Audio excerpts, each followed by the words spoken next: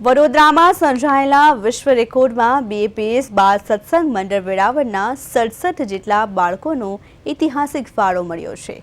BAPS મંદિર વેરાવળ ખાતે પૂજ્ય સંતોના હસ્તે ગૌરવભર્યા અભિવાદન કાર્યક્રમ યોજાયો।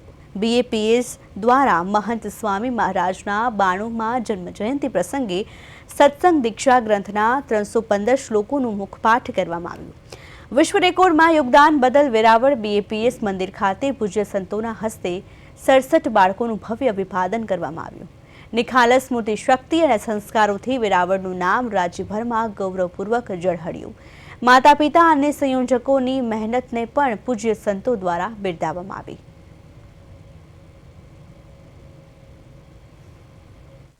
વડોદરા ખાતે મહંત મહારાજના જન્મ જયંતિ મહોત્સવમાં ગઈ હતી। ત્યાંથી મને ઇનામ મળ્યું અને વેરાવળ ખાતે મારા સહપરિવારનું અભિવાદન થયું અને મને ગિનીસ બુક ઓફ વર્લ્ડ રેકોર્ડમાં સ્થાન મળ્યું।